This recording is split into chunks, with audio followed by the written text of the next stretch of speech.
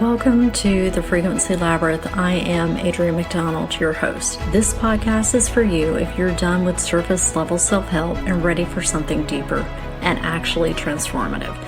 Around here, we work with ancient wisdom, human design, gene keys, and shamanic practices, not as knowledge to collect, but as tools to live by.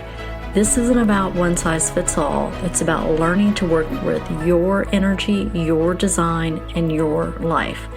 This is about integration and embodiment. We go deep here with ancient wisdom, practical integration, so that you can develop ironclad self-trust. Let's get into it.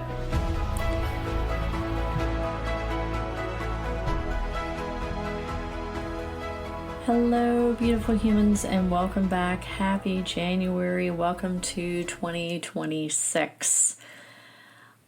I hope you had a joyous holiday season. In my household, it was quite challenging. Unfortunately, our plans were largely canceled because we had a family member end up in the hospital, and thankfully they are at home. There were other illnesses. Everybody's okay. But I'm not going to dress this up. It was a really rough couple of weeks. I wasn't planning on spending my holidays alone, even if Piper and I did our best to hold things steady. These are the moments when the tools that I teach aren't optional for me either. I use them. They're necessary. They're essential. The practices, the rituals, the ability to work through challenges without numbing out or rushing to try to fix things. All of that got used in my house, and I am thankful for each one of those tools. Before we move into the January cosmic energy mix, that's what we're going to go over today. I'm going to talk about the gates. I'm going to talk about some of the highlighted astrological aspects, and I'm going to talk about the full moon, which will be happening on Saturday. The full moon in Cancer. But before we do that, let me just say, if you've been here a while, you know I don't rush into the hustle and bustle of January. I believe in wintering. And for whatever reason, this year especially, I'm seeing a lot more of the typical vision board parties already being scheduled, and you have to know what your word of the year is, and you may or may not know what your word of the year is. And there's just a lot of that in the energy. And if you're not there, or if you're like me, you like to walk slowly into the new year, you can pull up a chair and join me by the fire. So there's also something else I say this a lot, but for new people, I just want to do a level set. Before we move through the gates, there's an orientation point that I want to make, especially for you that follow the cycles year after year. You know, every year, the sun moves through the same sequence of human design gates. That part doesn't change. What does change is the astrological weather moving with them. And that determines how these gates actually feel in your body and your decisions and your nervous systems. Think of the gates as like the terrain, and the astrology as the conditions. Like sometimes you're walking the same path under clear skies. Maybe it's deep winter. Sometimes there's a headwind that forces you to slow down, whether you really want to or not. So that gives you some context. January 1st through the 5th, we are in gate 38, which is the fighter. And the gene keys is struggle, perseverance, and honor. And gate 38 isn't asking you to fight harder. I mean, I just said we're walking into the new year. It asks you to know where struggle has become a habit. And under the Capricorn influence, this gate really strips away sometimes we romanticize. We're just going to push through, or we're going to endure this, right? We get into that, and this is just something I have to endure. I have to struggle through. Maybe sometimes there is a need to push through, but we are not meant to live in struggle land. some battles persist not because they're meaningful, but because they're familiar. And this is a frequency that exposes that energy leak disguised as loyalty or misplaced responsibility or a outlook of quote unquote, this is just how things are. Because honor here isn't, it's not drama filled, it's not heroic, it's honor here is internal. It's the moment that you realize that continuing to struggle in the same place is no longer an act of strength. It's a refusal to acknowledge that something has already run its course. It's the urge to disengage, or rather the urge to disengage. That might come suddenly and it doesn't have to have drama. It's, could be just a quiet decisiveness is the medicine of this gate. Okay, let that just quiet decision.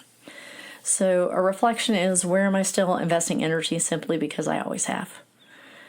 Not because it means something. All right, then on January 6th, we move into gate 54, which is drive. And the gene key is greed, is the shadow, aspiration is the gift, ascension is the city. And gate 54, I feel like brings a little bit of the ambitious nature into focus.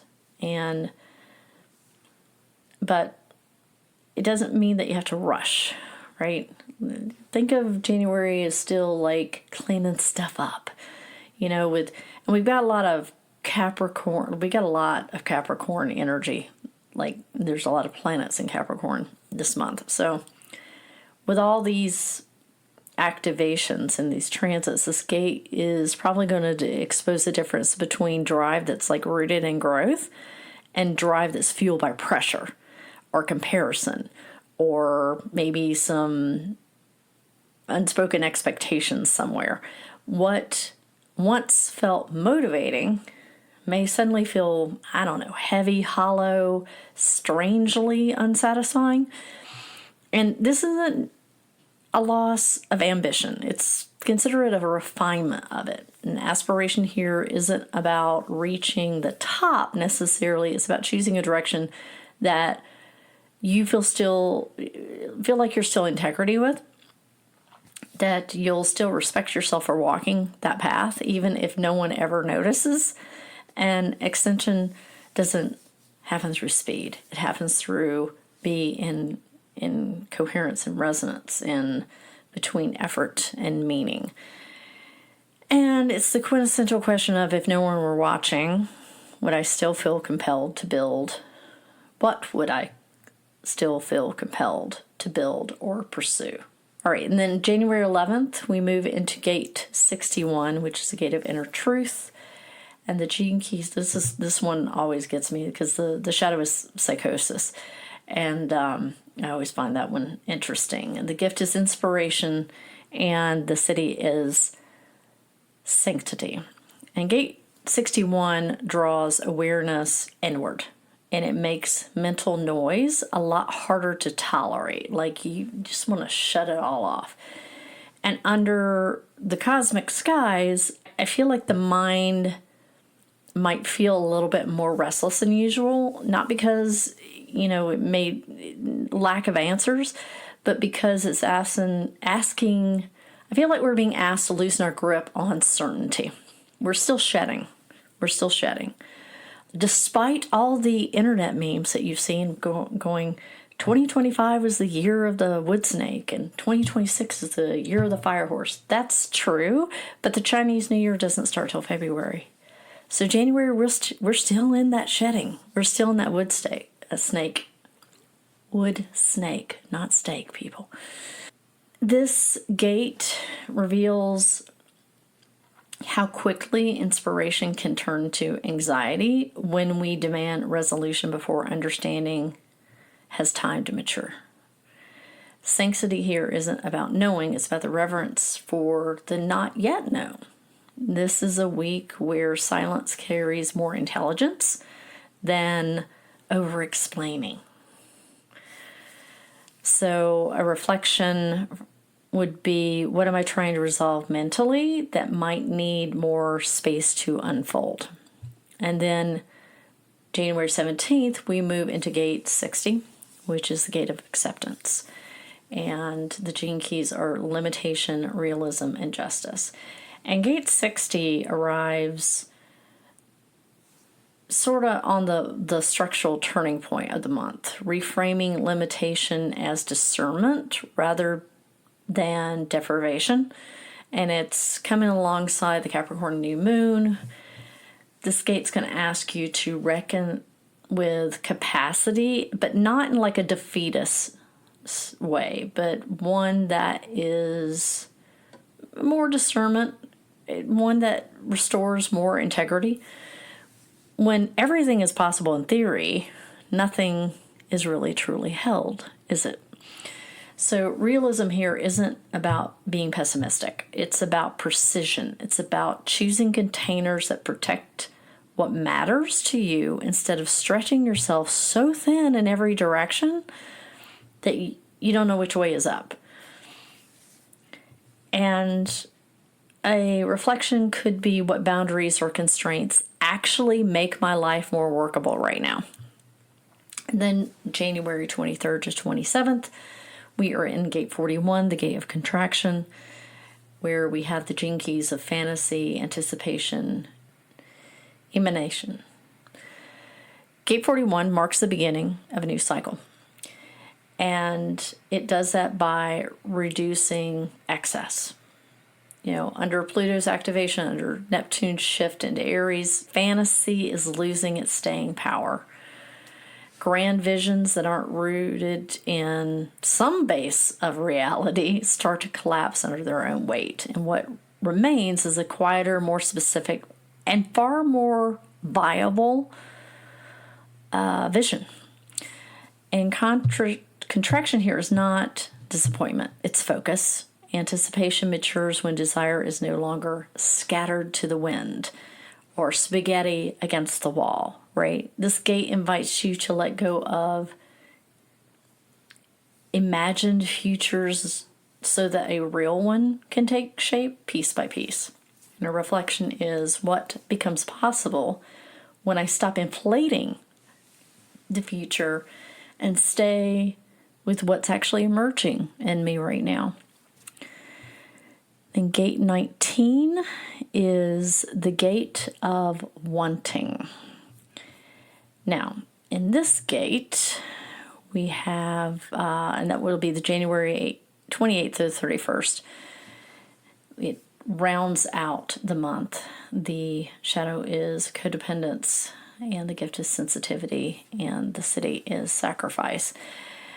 And gate 19 closes out the month by heightening awareness of need. Now, that need can be emotional or relationship and energetic. The sensitivity isn't meant to pull you into obligation or over-giving.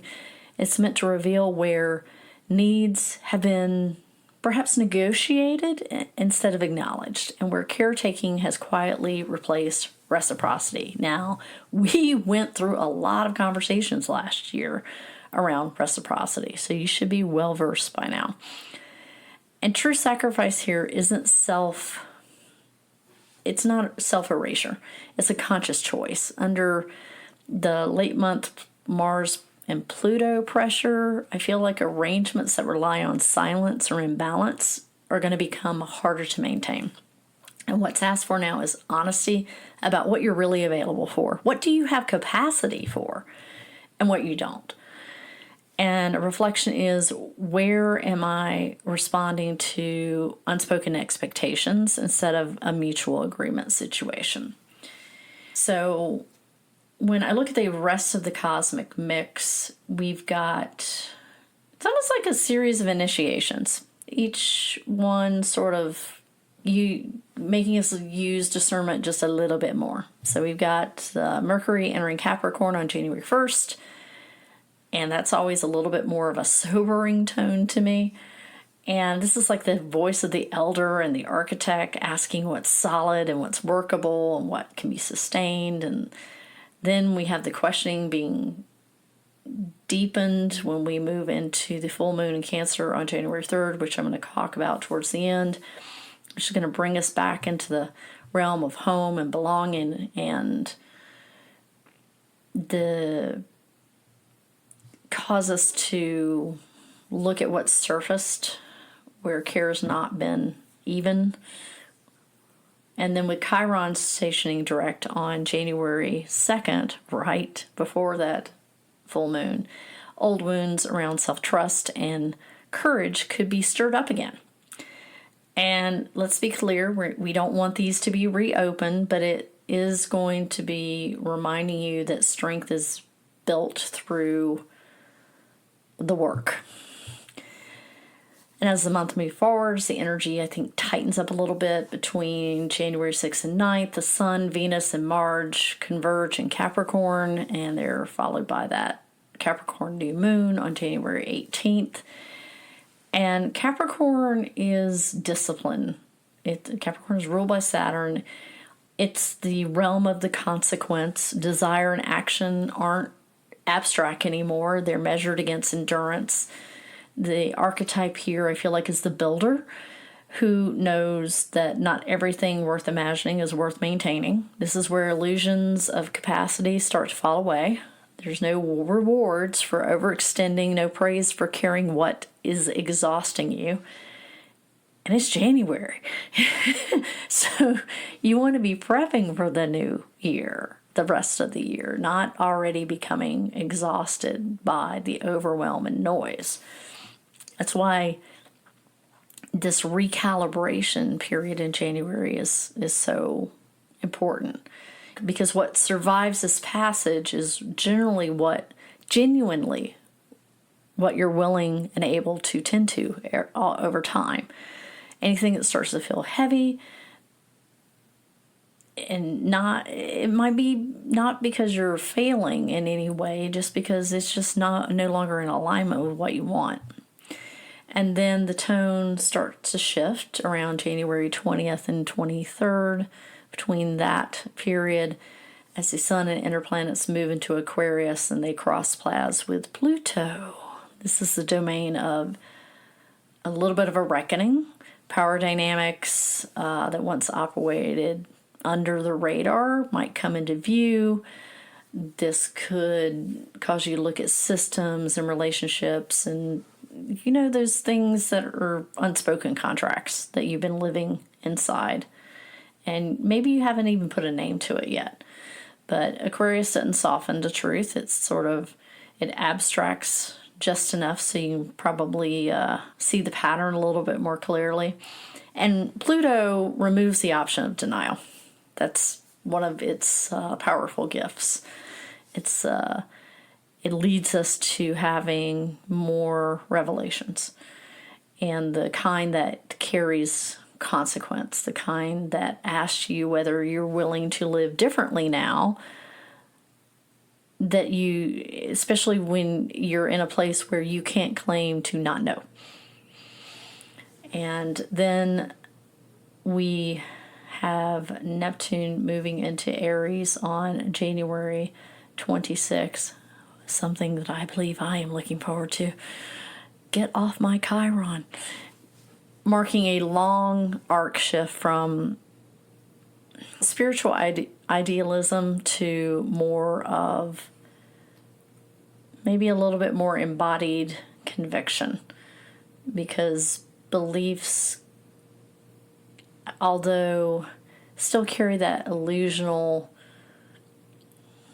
dynamic, possibly, they are not necessarily remaining theoretical anymore. So inspiration is now thinking about more action, but not impulsive action. And this transition is immediately going to be sort of punctuated by Mars conjunct Pluto on January 27th. And I'll say that more about that later in the month. Now let's return back to the full moon in Cancer, which is going to happen on January 3rd and peaks at 5:02 a.m. Eastern Time.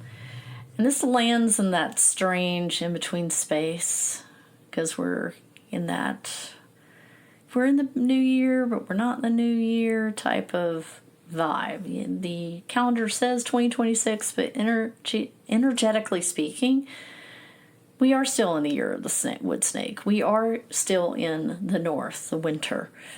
And the year of the wood snake was a year that was fundamentally and is fundamentally about shedding identities, loyalties, roles, and emotional skins that once fit, but no longer regulate or protect us. And maybe you feel like you've shed those skins and you left them in 2025. And maybe not. The shedding doesn't stop just because we toasted at midnight. In many ways, it becomes more noticeable after the noise dies down. So with the full moon arriving here in a moment where perhaps the old skin hasn't fully come off and the new one hasn't fully hardened, we invite more reflection. With the sun in gate 38, the fighter, and the moon in gate 39, which is the gate of provocation, I feel like this lunation there's a little bit of friction here. Gate 39 doesn't provoke for necessarily effect. It provokes so it can loosen what's stuck. Under a Cancer moon, that provocation is probably feels more emotional and somatic rather than mental. It shows up as restlessness in the body, impatience with familiar dynamics, or perhaps you feel suddenly sensitive to things that you've tolerated, maybe even for years, without question. And not necessarily because you decide everything needs to change, but you might get a sharpened insight around an old pattern that no longer fits. And that's the wood snake energy at work, that itch that signals that a skin is ready to come off. And this full moon is sitting opposite a trio of planets in Capricorn. Actually, it might be 4 planets in Capricorn. But you're talking about at least the Sun, Venus, and Mars, and Mercury's just entered there, representing structure and continuity, and the part of you that knows how to keep things going regardless of how you feel. And Capricorn isn't necessarily wrong here, but it might be a little early for that. It's trying to organize and commit and stabilize before the shedding process has finished. And the full moon may expose that mismatch. Cancer says, I can't settle yet. And gate 38 says, not every struggle deserves to be carried forward. And gate 39 applies pressure exactly where premature structure is trying to lock something in place before it's ready. And archetypally, this is not about you abandoning responsibility or making dramatic changes. It's about not freezing the new year in too soon. The wood snake sheds gradually. It doesn't tear itself free. Liberation is in the gene key of 39, and it's not necessarily a declaration. It's a moment of energy when it starts moving again after being perhaps compressed for too long. And this full moon may not tell you what comes next, but it will make one thing clear: what cannot be taken intact into the next phase. When it peaks in the early morning hours, the insight is likely to be quiet. It's likely to be felt deeply, a sense that part is done, even if you don't know what replaces it yet. And that's enough for now. January doesn't have to resolve itself neatly. It doesn't have to offer a bow or a clean conclusion or a list of 58 goals in order with a perfectly laid out vision board. I know it sounds like I'm hating on vision boards, and I'm really not. I just think that the timing is important.